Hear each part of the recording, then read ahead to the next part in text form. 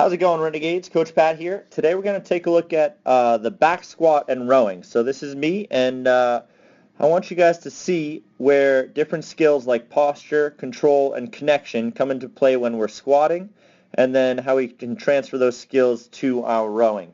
You'll notice first when I start this video how I get my brace. So the bracing sequence is huge, and I recommend you go through it with whatever movement you are doing, whether it's squatting or rowing, or deadlifting for that matter.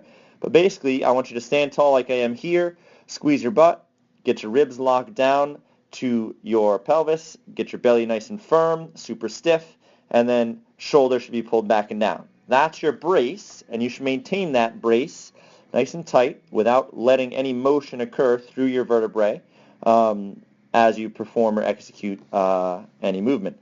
So you'll see me set that and then go into my back squat. So let's watch. I get set, lock the shoulders down, I step under it. Keeping that brace, I find the meat on the back of my, on the top of my shoulders there, right on the traps. I'm doing a high bar back squat. Wrists are straight, hands are out wider than my shoulders at a comfortable position. Belly and brace stays tight the whole time. My focus is on the corner of the room in front of me, so I'm looking down at the corner of that room. Notice that my feet are balanced and connected to the floor, especially through those heels. I'm screwing my feet into the floor, driving those knees out all the way down and all the way back up, and I'm working on getting full range of motion, which is hip crease below the top of the knee. So that's the back squat, and that's the squat that I program. Here, I'm actually going to show you some different types of squats, some air squats and some squats to targets that I'll use with rowers and athletes to teach them not only how to squat and how to squat well, but how to transfer skills like posture, control, and connection to other sports. So posture and that brace sequence was number one, and you'll see me maintain that posture all the way through. Control is number two, being able to stop at any point in time and be in a strong position. And essentially being able to count to 3 or to 5 on the way down. Connection is huge, and I'll usually cue connection out of the bottom of the squat. And you can do that whether you're squatting to a target like this, like the seat of the erg, or to something lower, or even just doing air squats. But being aware of how your hips and chest rise together out of the bottom of that squat. And you can tie in the feeling of how engaged your legs are, your hamstrings, your quads, your adductors, everything in your leg, all your leg muscles are turned on, in the bottom of that squat if you're tight and connected. And you can feel that sense of connection as you push the floor away. So you're noticing here how I use the Concept 2 ergometer, both the seat and the slide, the erg railing, as targets. Great use of equipment. And then I go for max depth here if I can see if I can work on my acid grass squat. You'll notice, though, that I'm actually going a bit too low for my mobility and for my ability.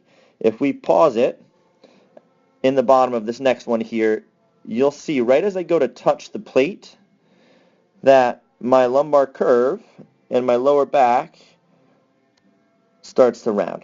And so that means I've gone too low. I've gone past the point of return. I'm not necessarily in a strong braced position, and I've lost that midline and that brace that we talked about before. So let's wind it. We'll take it back a little bit here, and let's just watch that at quarter speed. I'm braced. I'm tight. Here's my squat. Hips go back. Chest stays up. I'm strong, pushing my knees out, connecting those feet to the floor, using the hands for balance, reaching up. But right as I get to the bottom here, I go too low for my ability, and I let that low back sort of round out. So that's what we want to try and avoid anytime we're lifting, whether you're squatting or deadlifting. So we'll get rid of that circle. Let's bring it back up to full speed. One fun thing to tie it into rowing is to actually think about your catch position.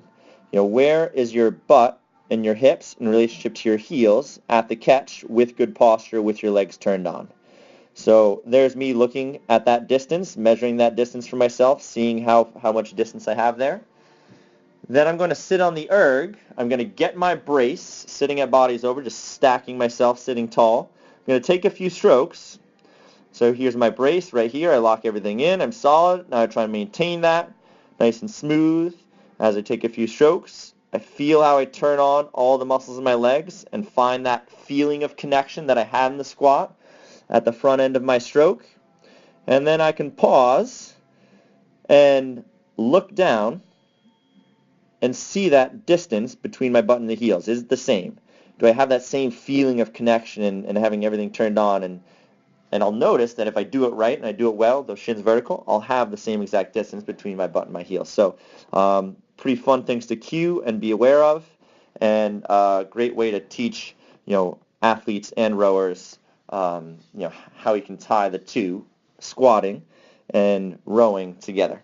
If you have any questions, let us know in the comments, and I look forward to seeing you guys crush the back squats. All right, have a great day, guys. Bye.